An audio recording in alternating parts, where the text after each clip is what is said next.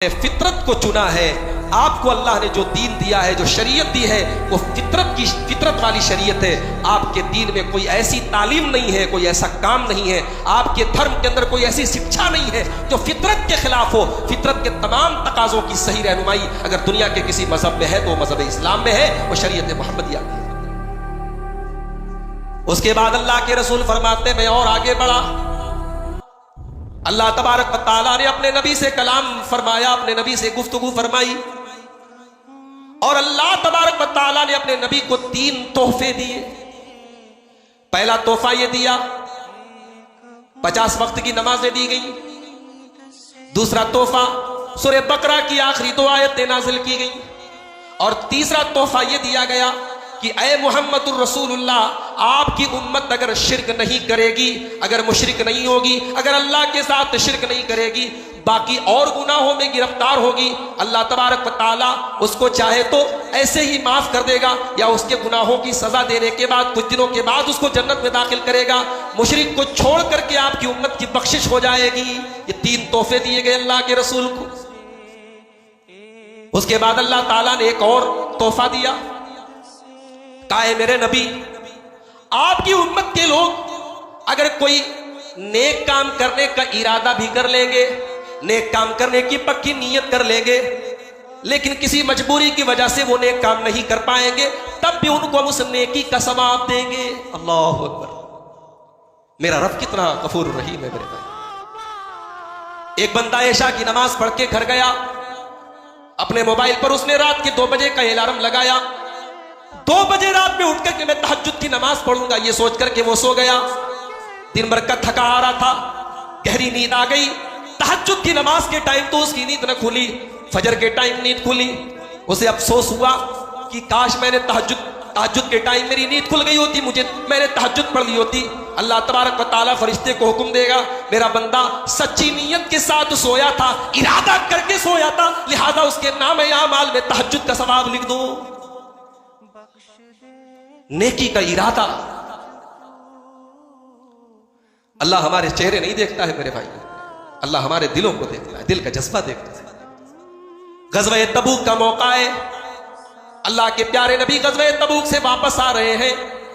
अपने सहाबा के मजमे के दरमियान अल्लाह के रसूल कहते, ऐ मेरे सहाबा, मेरे कुछ साथी ऐसे हैं जो मदीना के अंदर हैं, लेकिन तुम जहां जहां जा रहे हो वो तुम्हारे साथ साथ जा रहे हैं, तुम जहां जहां उतर रहे हो वो तुम्हारे साथ उतर रहे हैं। जितना सवाब तुमको मिल रहा है उतना सवाब उनको मिल रहा है। सहाबा ने कहा, अल्लाह के रसूल ये कैसी बात कर रहे हैं आप, वो मदीना में है और हम आपके साथ सफर कर रहे हैं और आप कह रहे हैं कि सवाब उनको भी मिलेगा। नबी अकरम ने फरमाया, हाँ सवाब उनको भी मिलेगा। क्यों? क्योंकि वो बेचारे मजबूरी की वजह से मदीना में है, वो बीमार है, वो बूढ़े हैं, वो सफर करने की ताकत नहीं रखते, लेकिन उनके दिल में ये नीयत है, ये इरादा है, वो अपने नबी के साथ जाना चाहते थे, मजबूरी की वजह से, उज्र की वजह से वो नहीं आ पाए, इसलिए जितना सवाब तुमको मिल रहा है उनको भी मिलेगा। अल्लाह दिल के इरादे पर भी सवाब दे देता है। तो अल्लाह ने मेराज की रात अपने नबी से कहा, आपकी उम्मत में कोई नेकी का इरादा करेगा हम सवाब दे देंगे, नेकी कर लेगा हम 10 गुना सवाब देंगे, और गुनाह का इरादा अगर करेगा तो जब तक गुनाह करेगा नहीं हम सजा नहीं लिखेंगे, हम उस गुनाह को नहीं लिखेंगे। गुनाह कर लेगा 1 गुनाह लिखेंगे, गुनाह का इरादा करके अल्लाह के डर से गुनाह छोड़ देगा उसको भी हम एक नेकी लिख देंगे कि मेरा बंदा मेरे डर से गुनाह को छोड़ रहा है। अल्लाह, उस रब ने मेराज की रात अपनी रहमतें निछावर करती मेरे भाइयों हमारे। और एक बात आपको बताऊं, मेराज तो सबको याद है, मेराज का बैकग्राउंड याद है कि आपको मेराज का वाकया कब हुआ ये पता है? सही कौल के मुताबिक तारीख तो मुतय्यन नहीं है, साल तो मुतय्यन नहीं है, लेकिन मुख्तलिफ उलमा के अक़वाल में जो सबसे सही कौल मालूम होता है कि हिजरत के 1 साल पहले मेराज का वाकया पेश है। और ये वो टाइम था जो अल्लाह के रसूल सल्लल्लाहु अलैहि वसल्लम की जिंदगी में सबसे नाजुक टाइम था। अल्लाह के नबी मक्का वालों से मायूस हो चुके, आपको यकीन हो गया था ये मक्का वाले मेरी बात नहीं मानेंगे। मेरे नबी के ज़हन में ख्याल आया, मक्का वाले मेरी बात नहीं मानते, चलो मक्का से 100 किलोमीटर दूर एक जगह है ताइफ, चल के वहां इस्लाम की दावत पेश करता हूं, वहां इस्लाम पेश करता हूं, शायद कुछ लोग मेरी बात मान लें। मेरे भाइयों यकीन जानो, मैं बनारस से आपके यहां 70 किलोमीटर कार से आया हूं, तब भी थकावट महसूस हुई। बेहतरीन रोड है। 1400 साल पहले मोहम्मद रसूलुल्लाह सल्लल्लाहु अलैहि वसल्लम ने मक्का से ताइफ का 100 किलोमीटर का सफर पैदल तय किया था, पैदल। और हजरत बिलाल कहते हैं हमारे पास इतना खाना था कि जो बिलाल की बगल में आ सकता था। थोड़े से खाने की चीजें थी। अल्लाह के प्यारे नबी ने वो 100 किलोमीटर का सफर रूखा सूखा खा करके पैदल तय किया था। और इसलिए आपने पैदल तय किया था कि मक्का वालों को कहीं भनक ना लग जाए कि मैं ताइफ जा रहा हूं। अगर आपको कभी हज करने का मौका मिले, उमरा करने का मौका मिले, तो ताइफ भी जाइए। पहाड़ी इलाका है, उसको सऊदी अरब का कश्मीर कहते हैं। बड़ी खूबसूरत जगह है। पहाड़ों के बीच में वो कौम रहती थी। अल्लाह ने उनके दिल भी पहाड़ के जैसे बना दिए। मेरा नबी 100 किलोमीटर का सफर तय करके जब ताइफ मेरे नबी पहुंचे और ताइफ के बड़े बड़े सरदारों और चौधरियों के घर पहुंचे और उनसे बड़े दर्द के साथ कहा कि मैं अल्लाह का आखिरी नबी हूं, मैं इस्लाम की तबलीग करने तुम्हारे पास आया हूं, तो जानते हो उन्होंने मेरे नबी के साथ क्या सलूक किया? उन्होंने मेरे नबी का मजाक उड़ाया। उन्होंने कहा अल्लाह को कोई और नहीं मिला था, तुम मिले थे। अल्लाह को नबी बनाना था, हमें नहीं बनाया, तुमको बना लिया। हम बड़े लोग हैं, पैसे वाले लोग हैं, तुम्हारे जैसे आदमी को अल्लाह ने नबी बना लिया। अल्लाह ऐसे ऐसे जुमले कहे मेरे नबी के कलेजे को जाके लगे। मेरे नबी ने जब देखा ये बात नहीं मान रहे, लास्ट में कहा सुनो, तुम मेरे ऊपर ईमान नहीं लाते मत लाओ, मगर किसी से कहना मत कि मैं तुमसे मिलने आया था। मगर पूरे ताइफ के अंदर शोर मच गया। मोहम्मद रसूलुल्लाह सल्लल्लाहु अलैहि वसल्लम इस्लाम की तबलीग करने के लिए एक नया दीन लेकर के ताइफ में आए। अल्लाह के प्यारे नबी एक हफ्ते तक ताइफ की गलियों में टहलते रहे। एक आदमी भी अल्लाह के नबी के ऊपर ईमान लाने वाला नहीं है। जब एक हफ्ता गुजर गया, अल्लाह के प्यारे नबी के साथ हजरत बिलाल भी थे और एक रिवायत के मुताबिक हजरत ज़ैद भी थे। अल्लाह के प्यारे नबी ने कहा बिलाल अब सब्र नहीं होता, अब एक हफ्ता गुजर गया, चलो वापस चलते हैं। जब अल्लाह के प्यारे नबी ताइफ की वादी से वापस आने लगे, उन ताइफ के ओबाशों ने, उन बदमाशों ने मेरे नबी के ऊपर पत्थर बरसाए।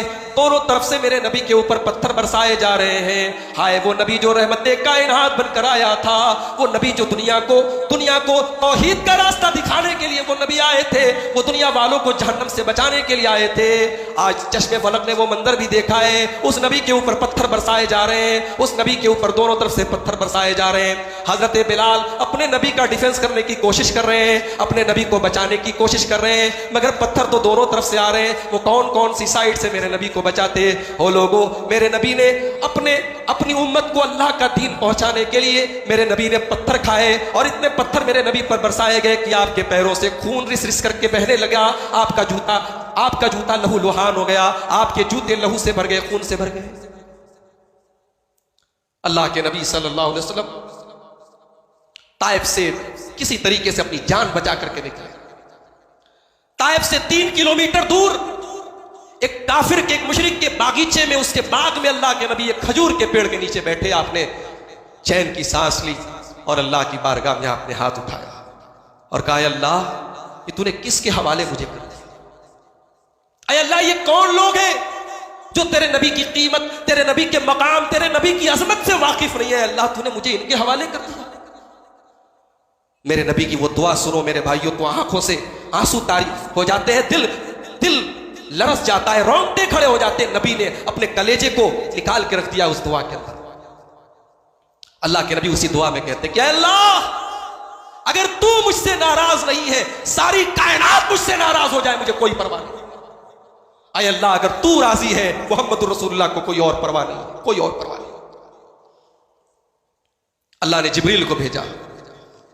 जिब्रील आए, अय अल्लाह के रसूल बहुत जुल्म किया है आपके साथ ताइफ के लोगों ने, ये पहाड़ों का फरिश्ता आया है, इजाजत मांग रहा है, आप हुक्म दे दीजिए ताइफ वालों का काम खत्म कर दिया जाए, दोनों पहाड़ों में रख के पीस दिया जाए, खत्म कर दिया जाए।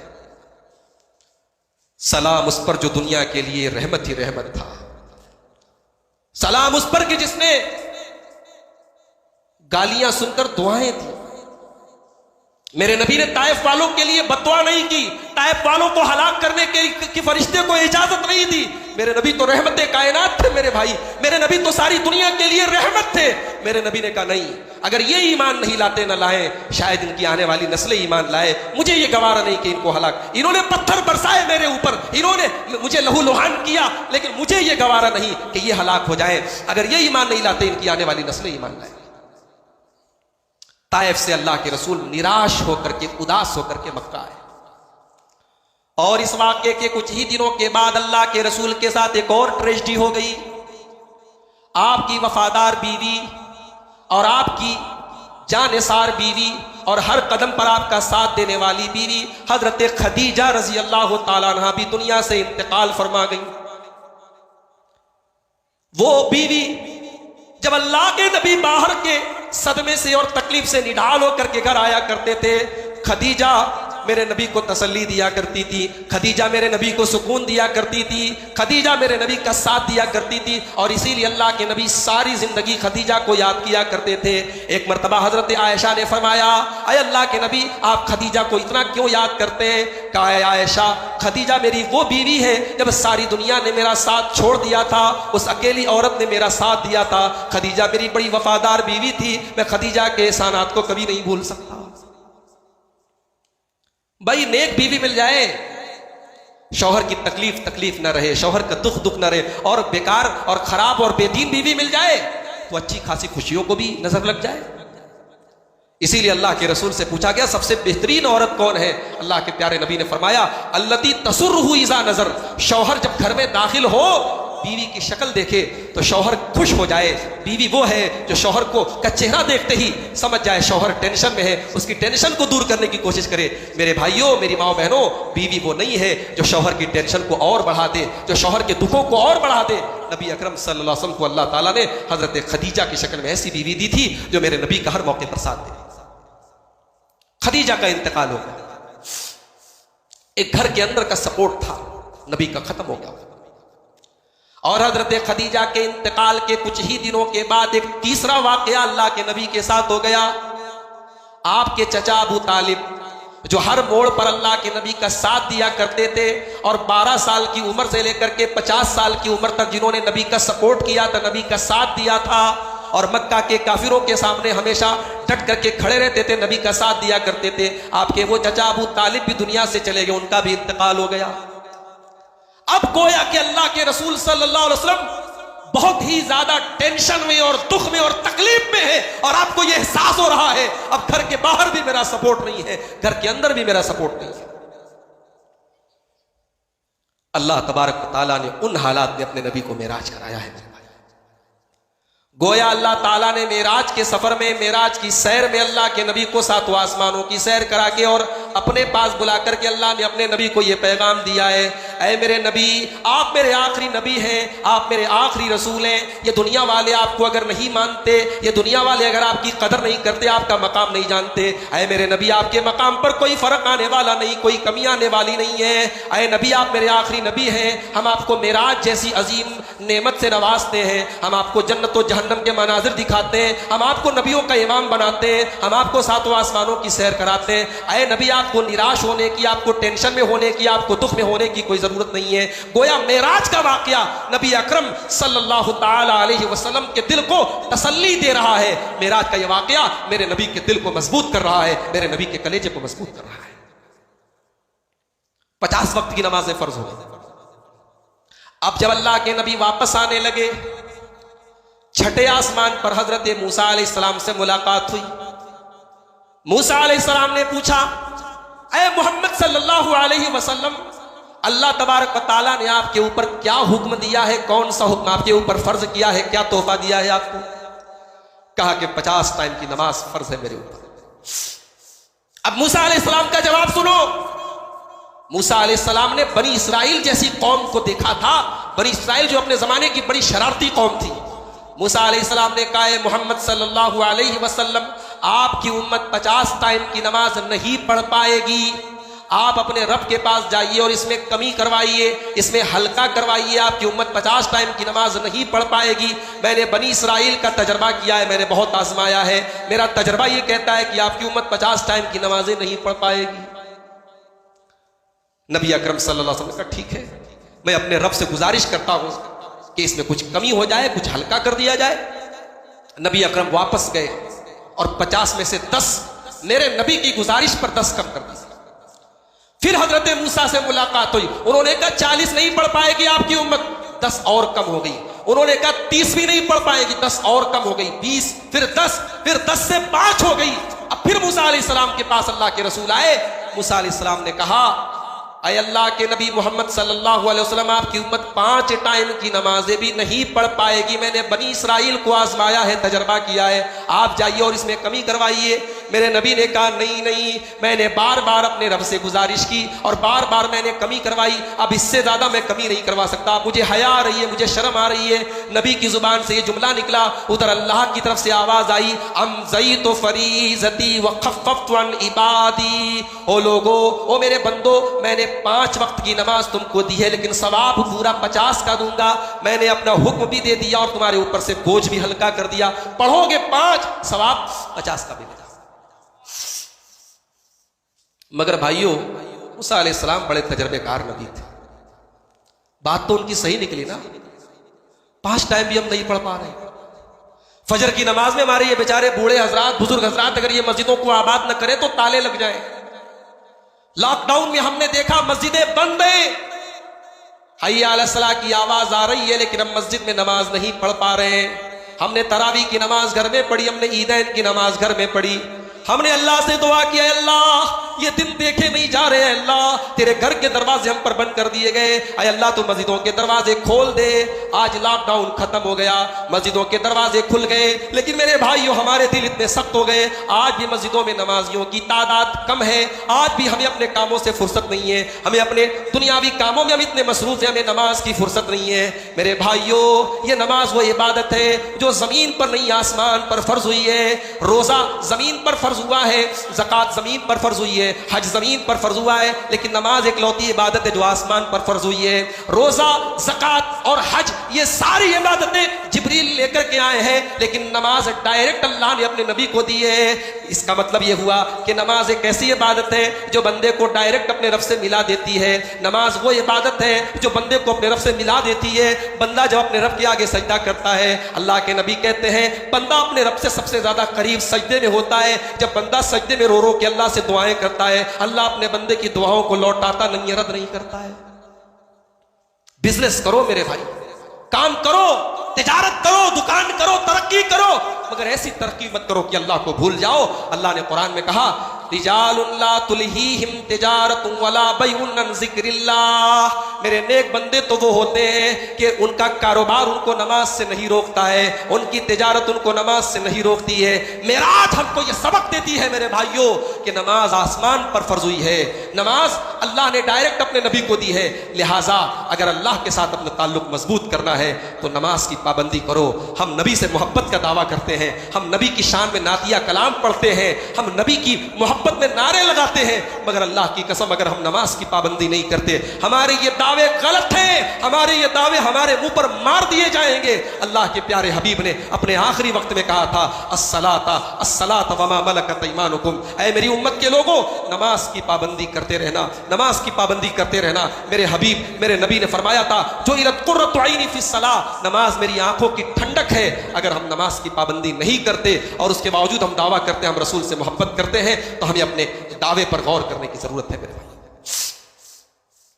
मेराज का वाकया हमें और आपको एक सबक और देता है। अल्लाह के नबी सल्लल्लाहु अलैहि वसल्लम ने जहन्नम के बहुत सारे अजाब भी देखे मेराज की रात में। आपने देखा कुछ लोगों की जुबानें कैंचियों से, आग की कैंचियों से काटी जा रही हैं। नबी अकरम ने पूछा, है जिब्रील ये कौन लोग हैं? कहा, अल्लाह के नबी ये आपकी उम्मत के झूठे लोग हैं, ये आपकी उम्मत के वो लोग हैं जो झूठी बातें बयान किया करते थे। आज फेसबुक का दौर है, आज व्हाट्सएप का दौर है, आपके मोबाइल पर मैसेज आया, मैसेज में कोई अच्छी बात लिखी है और नीचे लिखा है कि ये हदीस है, आपने फट से उसको शेयर कर दिया।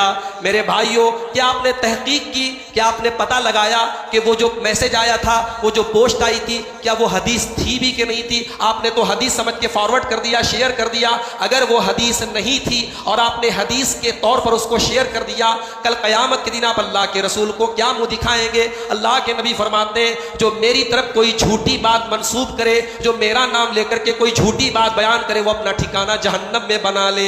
लिहाजा सोशल मीडिया के इस दौर में मेरे भाइयों बहुत फूक फूक करके कदम रखने की जरूरत है। हर मैसेज, हर पोस्ट, हर ऑडियो, हर वीडियो सही नहीं होता है। तहकीक कर लो, झूठ बोलने वालों की जुबानें काटी जाएंगी। अल्लाह के रसूल ने मेराज की रात में देखा, आपने देखा एक तंदूर है, आपने झांक के देखा तो उस तंदूर के अंदर कुछ मर्दों की और कुछ औरतों की आवाज आ रही थी। आपने झांक के देखा तो कुछ मर्द थे, कुछ औरतें थी, सब नंगे थे और उल्टे लटके हुए थे और नीचे से आग आ रही थी जो उनके बदन में, उनकी शर्मगाहों में जा रही थी। नबी अकरम ने पूछा, है जिब्रील ये कौन लोग हैं? फरमाया, अल्लाह के नबी, ये ज़िनाकार लोग हैं, ये जानी लोग हैं, ये बदकार मर्द हैं, ये बदकार औरतें हैं। ये वो शादीशुदा औरतें हैं जो शौहरों को छोड़ करके गैर मर्दों से ताल्लुक कायम किया करती थी। ये वो लोग हैं जो ज़िना किया करते थे, बदकारी किया करते थे। मेरे भाइयों, अभी लेटेस्ट वाकया है, गुजरात के अहमदाबाद के अंदर हमारी एक मुस्लिम बहन ने खुदकुशी कर ली, सुसाइड कर ली। और सुसाइड करने के पहले उसने वीडियो बनाया और वीडियो में उसने बताया ससुराल वालों के जुल्म सितम से और जहेज की डिमांड से और शौहर की बदसलूकी से उसने आजिज़ आ करके अपने आप को मौत के हवाले किया। ठीक है, बात चल रही है, तहकीकात चल रही है, वो अपनी जगह, मगर हमें और आपको ये बात माननी पड़ेगी कि आज हमने जहेज की वजह से और आज हमने दुनिया भर के रस्म रिवाज की वजह से अपने समाज में निकाह को और शादी को इतना मुश्किल कर दिया है। आज ज़िना करना आसान है, बदकारी करना आसान है, निकाह करना मुश्किल है। मेरे भाइयों, नबी अकरम ने मेराज की रात अपनी उम्मत को यह सबक भी दिया है, ज़िना से बचो, निकाह को आसान करो, जहेज का लेन देन बंद करो, ये रस्म रिवाज बंद करो। मेरे नबी रस्म रिवाज की बेड़ियों से हमें आजाद करने के लिए आए थे और हमने उन रस्म रिवाज को अपनी गर्दनों पर, हमने अपनी गर्दनों में डाल करके निकाह को और शादी को इतना मुश्किल बना दिया है। एक गरीब आदमी जिसकी जवान बेटी हो, वो बेचारा वक्त के पहले बूढ़ा हो जाता है, जवान बेटी उसके सीने पर एक बोझ बन जाती है। मेरे भाइयों, बेटियों को बोझ मत बनाओ, निकाह को आसान करो। मैं आपकी इस कमेटी को बड़ी मुबारकबाद देता हूं, इतना शानदार आप प्रोग्राम करते हैं। कुछ ऐसा काम भी लेकर के उठिए, कुछ ऐसी तहरीक भी चलाइए मछली शहर में, कुछ ऐसे नौजवान भी सामने आए जो ये तय करें, जो ये आज़म करें, हम बगैर जहेज के शादी करेंगे, हम सुन्नत के मुताबिक निकाह करेंगे, हम 1 रुपये का लेन देन नहीं करेंगे, हम अपने दस्तों बाजू पर खड़े होंगे।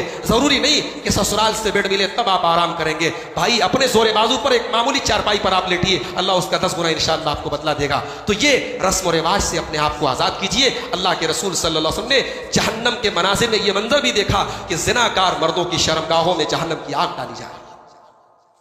एक दो बातें और सुना के बाद खत्म करता हूं, बात तवील हो रही है, आपका प्रोग्राम लंबा चलेगा और मुझे भी लंबा सफर करना है। मेराज की उस रात में अल्लाह के नबी सल्लल्लाहु अलैहि वसल्लम ने एक मंजर ये भी देखा, एक खून की नदी है, एक नदी है, एक नहर है, उसमें खून की नदी है और एक आदमी उस नदी में तैर रहा है। और जब वो किनारे पहुंचता है, एक दूसरा आदमी खड़ा है जो बड़े बड़े पत्थर उसके मुंह में डालता है और वो पत्थर उसके मुंह में भरते चले जाते हैं और उसके बाद फिर वो दोबारा उसी खून की नदी में जाकर के तैरने लगता है। अल्लाह के रसूल ने पूछा, ये जो अजियत दी जा रही है, ये जो खून की इस गंदी नदी में ये आदमी तैर रहा है और ये बड़े बड़े पत्थर उसके मुंह में भरे जा रहे हैं, ये कौन आदमी है? जिब्रील अमीन ने कहा, अल्लाह के नबी, ये आपकी उम्मत के सूदखोर लोग हैं, ब्याज खोर लोग हैं, हराम खोर लोग हैं, जो अपने पेट में सूद और ब्याज की रकम भरा करते थे।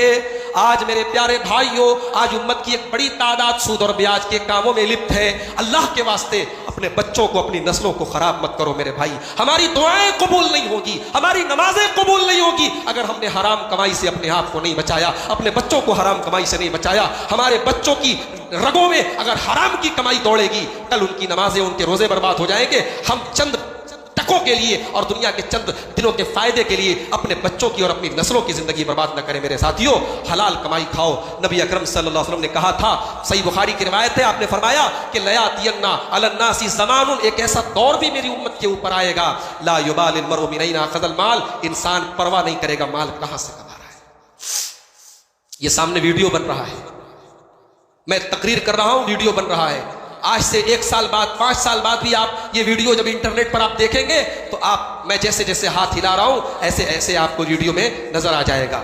नबी अकरम जब मेराज से वापस आए तो सुबह होते ही आपने मक्का के काफिरों को बुलाया और कहा कि कल रात मेरे साथ ऐसा ऐसा मामला हुआ और मुझे जिब्रील लेकर के गए बुराक पर सवार करके और बैतुल मुक़द्दस गया और फिर मैंने 7 आसमानों की सैर की और मैं वापस चला आया और ये सारा काम रात में हो गया। मक्का वाले मजाक उड़ाने लगे, अरे मोहम्मद कैसी बातें कर रहे हो, हमें पागल समझा है क्या? 1 महीना जाने में लगता है, 1 महीना आने में लगता है, तुम रात में ही गए और रात में ही वापस चले आए, जाओ किसी और को उल्लू बनाओ, हमें ना बनाओ। अच्छा एक बात सोचो, मेरे नबी कितने हिम्मती थे, मेरे नबी की शुजाअत का अंदाजा लगाओ। मेरे नबी को पता है कि मैं जब ये बात बयान करूंगा लोग मेरी बात का मजाक उड़ाएंगे, नहीं मानेंगे, मगर मेरे नबी ने अपनी उम्मत को एक पैगाम दिया कि हक बात बयान करो, लोगों को बुरी लगे, लोगों को पसंद आए ना आए, जो हक हो, जो कुरान हो, जो सुन्नत हो, उसे बयान करो। नबी की हिम्मत देखो मेरे भाई। अबू जहल को पता चला, दौड़ा दौड़ा सबसे पहले अबू बकर सिद्दीक के पास आया, कहा ये हर बात मानते हैं अपने नबी की, आज ये भी नहीं मानेंगे। कहा अबू बकर, आज तो तुम्हारे दोस्त ने ऐसी बात कह दी कि तुम भी कह दोगे, गलत बात कह दी। कहा क्या कह दिया? कहा अबू बकर 1 महीना जाने में लगता है, 1 महीना आने में लगता है मक्का से बैतुल मुक़द्दस। तुम्हारे नबी कह रहे हैं कि मैं बैतुल मुक़द्दस भी गया, मैंने नबियों को नमाज भी पढ़ाई, मैंने 7 आसमान की सैर भी की और वापस चला आया और रात ही में ये सारा काम हो गया। अब तुम बताओ क्या तुम मानते हो? अबू बकर का जवाब सुनो। अबू बकर कहते हैं लइन क़ालहू फ़क़द सदक़ा, अगर मेरे नबी ने कहा है तो सच कहा है। सिद्दीक ऐसे ही नहीं कहा जाता, अबू बकर सिद्दीक, वो सिद्दीक हैं, उन्होंने जुमला जो इस्तेमाल किया, अगर मेरे नबी ने कहा है तो सच कहा है। और उसके बाद जब अल्लाह के रसूल मक्का वालों के सामने आए तो मक्का वाले भी बड़े होशियार थे। कहा अच्छा आप बैतुल मुक़द्दस गए हैं? हाँ गया हूं। अच्छा ये बताओ बैतुल मुक़द्दस में खंबे कितने हैं, बैतुल मुक़द्दस में खिड़कियां कितनी हैं, बैतुल मुक़द्दस में रोशनदान कितने हैं? अब मैं पहली बार आपके मछली शहर आया हूं, अब जामा मस्जिद में अगर मैंने नमाज पढ़ भी ली तो क्या आप मुझसे कल सुबह पूछेंगे कि जामा मस्जिद में कितने दरवाजे हैं? तो मैं भाई दरवाजे तो नहीं गिन रहा था, मैं खिड़कियां तो नहीं गिन रहा था, मैं रोशनदान तो नहीं गिन रहा था, नमाज पढ़ी वापस चला आया। अब उन्होंने अल्लाह के रसूल सल्लल्लाहु अलैहि वसल्लम के सामने ऐसे सवाल किए कि अगर आप जवाब देंगे तब तो आप सच्चे माने जाएंगे, जवाब नहीं देंगे तो आप झूठे माने जाएंगे। बुखारी मुस्लिम के अल्फाज हैं, अल्लाह के रसूल कहते हैं जब मक्का वालों ने इस किस्म के सवाल मुझसे किए फ़कुरिब तो मालम उकरब मिसलहू, मुझे इतनी तकलीफ हुई उतनी तकलीफ मुझे कभी नहीं हुई। लेकिन अल्लाह ने अपने नबी के सामने पूरा वीडियो ला करके रख दिया बैतुल मुक़द्दस का। सही मुस्लिम के अल्फाज हैं, अल्लाह के प्यारे नबी कहते हैं कि अल्लाह तबारक व तआला ने बैतुल मुक़द्दस का सारा नक्शा मेरे सामने ला करके रख दिया। वो जिस एंगल से सवाल करते थे उस एंगल को अल्लाह ताला मेरे सामने पेश कर देता था। वो खंबे पूछते थे, बैतुल मुक़द्दस के सारे खंबे मेरे सामने आ जाते थे। वो खिड़कियां पूछते थे, सारी खिड़कियां मेरे सामने आ जाती थी। वो रोशनदान पूछते थे, सारे रोशनदान मेरे सामने आ जाते थे। वो पूछते चले जाते थे, मैं बताता चला जाता था। मेरे प्यारे भाइयों, अल्लाह तबारक व तआला ने अपने नबी की सच्चाई को साबित करने के लिए बैतुल मुक़द्दस का सारा वीडियो ला करके सामने रख दिया। तो मेराज का वाक़या नबी अकरम की सदाकत और आपकी रिसालत की एक बहुत बड़ी दलील है। मैं इन्हीं चंद बातों पर अपनी बात को ख़त्म करते हुए यही गुजारिश करूँगा, मेराजुल नबी के इस जलसे में यही सोच लेकर के मेरे भाइयों यहाँ से जाओ कि हमारे नबी ने इस इस्लाम को हम तक पहुँचाने के लिए बड़ी तकलीफ़ें सही है। मेरे नबी की अमानत है ये इस्लाम।